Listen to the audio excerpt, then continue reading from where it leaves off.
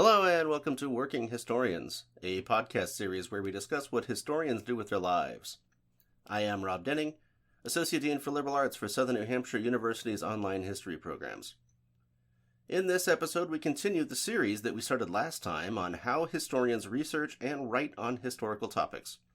In our last episode, we discussed the selection of a research topic. Once the topic is selected, the historian then has to figure out what to do with it.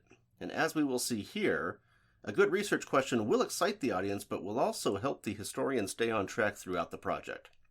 Like last time, you will hear from a panel of historians made up of Eric Greisinger, Allison Millward, C.B. Repass, Matt Schandler, and Ryan Tripp. Okay, everyone, in our last episode we selected a research topic.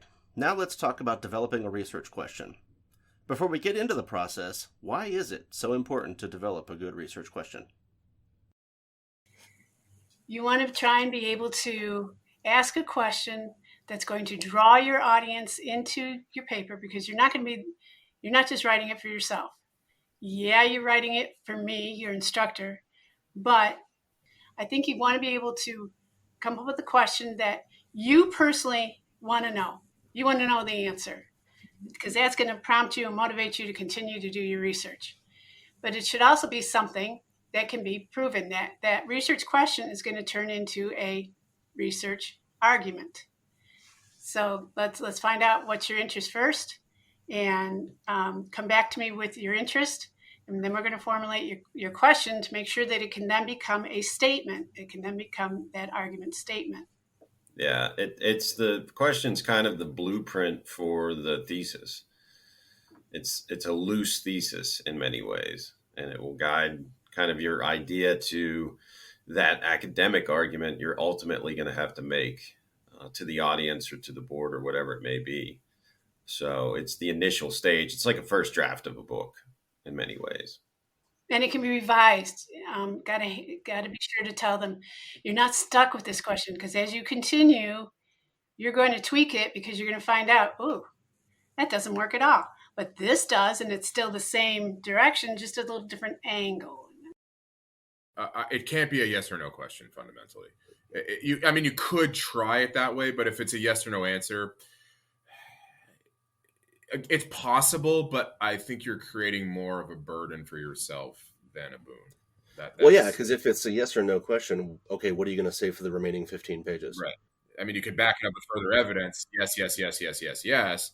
And then maybe look at some no's as, again, counterpoints. But it's not usually the most effective way to conceptualize the development of a project in its, again, early phases, right? When it's still in infancy, when it's still a little baby paper, right, in your mind. You need to look into these areas that may not, or you feel like may not have been represented yet, because this is going to go into what needs to be known, right?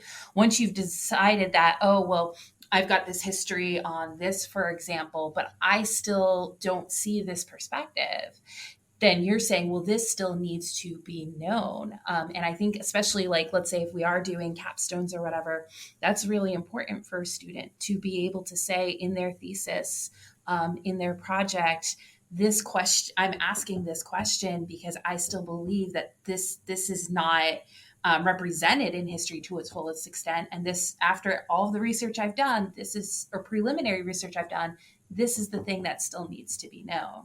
And I think that that's what sets off the original question from, quite frankly, questions that have kind of already been asked before, right? Because I'm working on research with World War I, for example, and I can't tell you how many people have already told me, well, it's been 100 years, so all the things about World War I still has to be known. And it's like, oh, really? Right. But that's where you go and prove it, where you ask a question that actually shows people, no, there's only maybe really one perspective, or maybe a handful of perspectives that have looked at World War I. And this question shows that there's still stuff that needs to be known and discovered. So it's as well as building your thesis, again, going to people who are doing original thesis, that's really going to kind of be your proof that we still need to reinvestigate some things in history that maybe we have taken for granted before. Kind of going off of basically what everybody's been saying here so far, the other thing that the research question helps to do is keep you on track, because a well-crafted research question will hopefully prevent mission creep. It'll hopefully prevent you from going off onto a whole bunch of tangents, which might distract you, which might seem interesting at the time, but if you can't tie it back to the question, then it may not be useful to you at that time. Maybe in a different research project or answering a different research question, you could go into it. But for this project, if you stick with a research question that has been crafted to meet the requirements of the assignment or the word count or whatever for the project that you're doing, if you've got a research question that adequately addresses all those requirements, it'll help to put the guardrails on while you're doing your research and your writing, because if you want to make sure that everything you're in your final product goes back to that question and doesn't answer some other question that you haven't actually asked, because then you start drifting off topic and then it can start to get messy. And maybe tying question in with topic, we recommend that they find a reputable secondary source to read about their topic. And now you walked away from it. What question do you have? What did you not understand? So now you understand your topic better, and then you can go yourself. I think what's helpful too with all of this, and I think we've discussed aspects of this in the couple previous questions, but historiography too, and understanding how historiography works. Again, I know that's part of this, but I think emphasizing that part of the requirements are secondary sources, and reading those secondary sources can be helpful.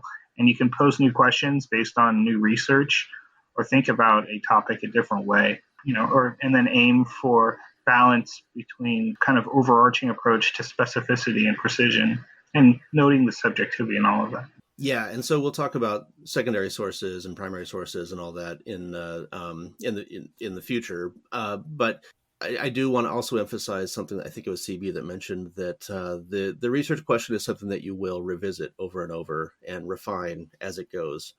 We'll talk later also about thesis statements and arguments, and those are also going to be refined over and over as you go, because you will discover that, I think, Allison, you mentioned it, that you don't want to answer a question that's already been answered. Or if you are going to answer a question that's already been asked, you'll want to find some new way to answer it. But it's all, none of one of the major goals of any research project is to avoid reinventing the wheel. You don't want to do something that somebody else already did, because what's the point? It's already been done.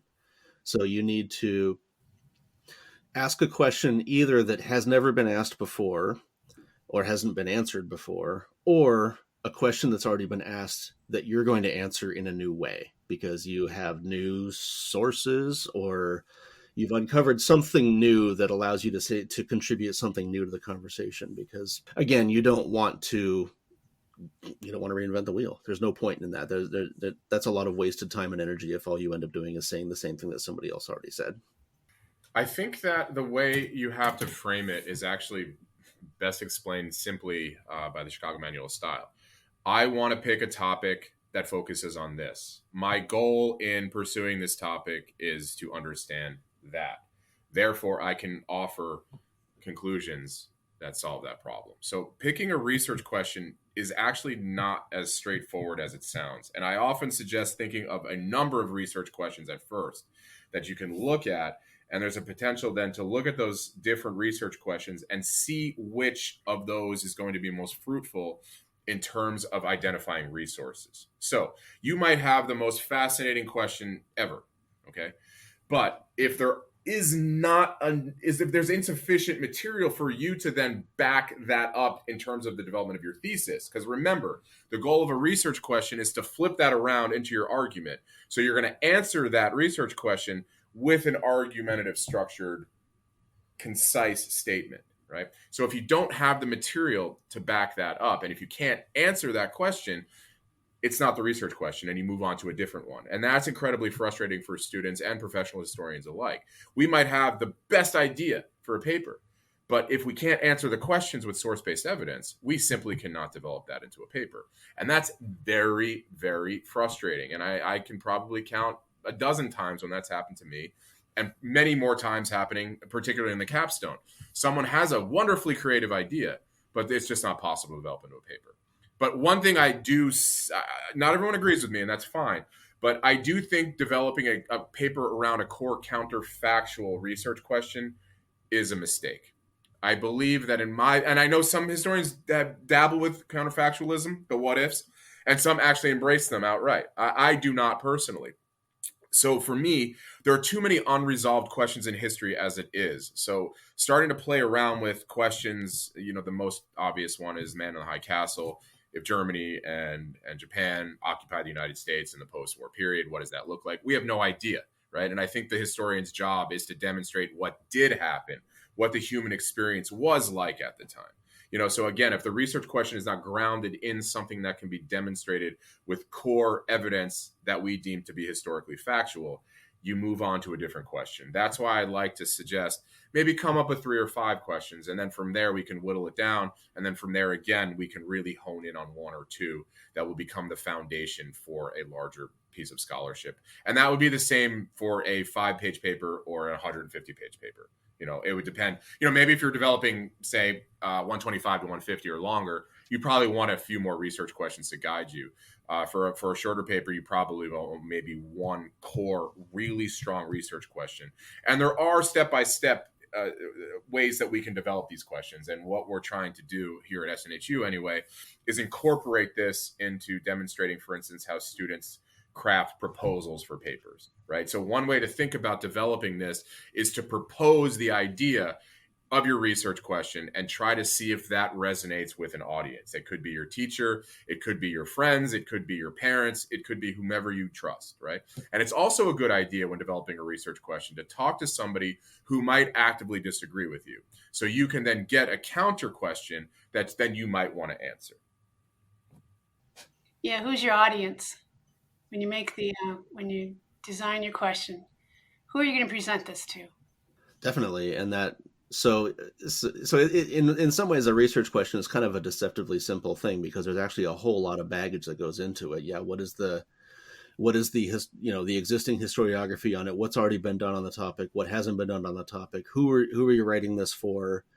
What is the scope of the project? I'm not sure. We may have mentioned that already, but is this the question that you ask for a 10-page paper is going to be very different than the question you would ask for a 500-page monograph. It's the scope of the question is going to depend on those types of constraints also. And so you're going to have you're going to have much more focused questions for shorter projects, much broader questions for larger projects. So there's a lot that goes into the development of a research question, and it's not something that you can really take lightly because, again, it's the guardrails for the rest of your project. And so if you start off with a bad research question, that doesn't bode well for the rest of the project. All right, and with that, let's call it a day. Thank you all for joining us. Join us again in 2 weeks when the panel will answer the question, how do I find secondary sources to help answer that question that we just developed? This episode appears on the Working Historians podcast feed, and you can subscribe to that feed on any podcast app, including Apple Podcasts, Google Podcasts, Stitcher, Podbean, Amazon Music, Pandora, or whatever else you prefer. That way you won't miss any episodes, and you'll continue to hear about all the cool stuff that historians do with their lives. This podcast does not represent the views of Southern New Hampshire University, despite everybody's affiliation with it. If you have any questions or comments for this or any of our other podcasts, please send us a message to workinghistorians@gmail.com or through our Twitter feed @workhistorians. For Eric Greisinger, Allison Millward, CB Repass, Matt Schandler, and Ryan Tripp, I'm Rob Denning. And if you get stuck developing a research question, you can always follow the Sesame Street mantra. I wonder, what if? Let's try. It works for Elmo.